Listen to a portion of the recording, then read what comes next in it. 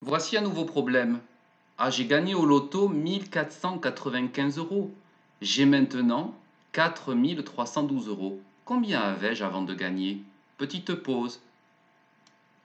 Quelle est la première étape? Oui, c'est l'identification, c'est un problème de temps. Pour un problème de temps, je fais donc la deuxième étape. Quelle est-elle déjà? J'écris un schéma. Les problèmes de temps auront toujours ce schéma-là. Et maintenant, j'essaye de placer les nombres avec le point d'interrogation. J'ai gagné au loto 1495 euros, c'est ce qui s'est passé. Je peux donc enlever ce moins. Je ne connais donc pas ma situation de départ, ma situation initiale. Et ma situation finale, je la connais parce que maintenant, j'ai 4312 euros. Combien avais-je avant de gagner? Le point d'interrogation est bien placé au début. Troisième étape.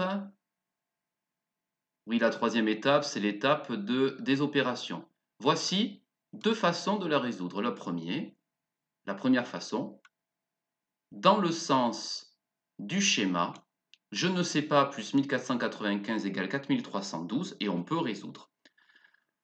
Alors, on va partir de 1495. 5 unités plus je ne sais pas égale 2 unités, ce n'est pas possible. Ce sera égal 12 unités. Je vais écrire ce 12 dans un instant. Je sais maintenant que 5 plus 7 égale 12. Seulement, je ne peux pas garder dans le résultat ce 12. Il y aura donc cette dizaine que je vais remettre avec les dizaines. Le 1 du 12, c'est-à-dire le 1 de la dizaine du 12, je la remets avec, ici, la dizaine. 9 dizaines plus une dizaine font 10. 10 plus, je ne sais pas, égale 11. Facile, c'est 1. J'ai bien dit 11. Cela signifie que je n'ai pas un résultat à 1, mais un résultat à 11.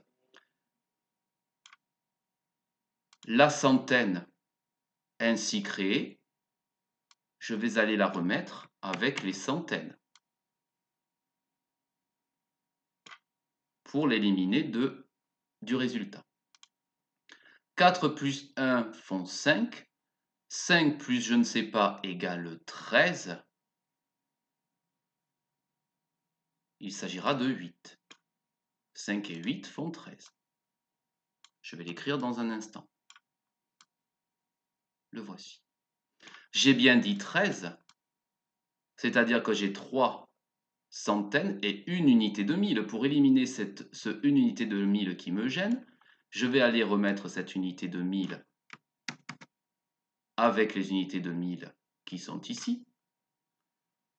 Une unité de 1000 plus une unité de 1000 font 2 unités de 1000. 2 plus je ne sais pas égale 4, eh bien ce sera 2. 2 plus 2 égale 4. C'est un peu technique. Je peux aussi résoudre ce problème de façon logique. Si j'ai 4312 euros maintenant, j'en avais moins en situation de départ puisque j'en ai gagné.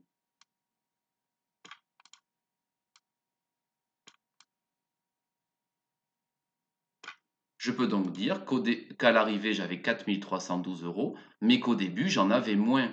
Et pourtant, je vois bien un plus dans le schéma. 2 moins 5 unités, je ne peux pas. Je vais donc barrer la dizaine, transformer cette dizaine en 10 unités. Je vais l'écrire. J'aurai donc 12 unités et je n'aurai plus de dizaines. 12 moins 5 égale 7, que je vais écrire. 0 dizaine moins 9 dizaines, je ne peux pas.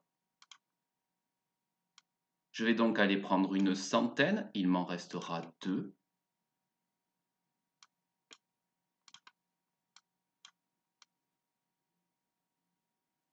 Et celle que j'ai créée, je la retransforme en 10 dizaines. 10 dizaines moins 9 dizaines égale 1 dizaine. Passons aux centaines. 2 centaines moins 4 centaines, je ne peux pas. Je vais donc aller prendre une unité de 1000. Il m'en restera 3. Cette unité de 1000 que j'ai prise, je vais la retransformer en 10 centaines. 10 centaines et 2 centaines font 12 centaines. 12 moins 4 égale 8 centaines. 3 unités de 1000 moins une unité de 1000 égale 2 unités de 1000. J'obtiens donc la même réponse. Tu vois donc qu'il y a deux façons d'effectuer cette troisième étape. Quatrième étape, tu le sais, c'est écrire la phrase réponse. J'avais 2817 € avant d'avoir gagné. Effectivement, j'avais moins d'argent et puisque j'ai gagné de l'argent, j'en ai donc plus.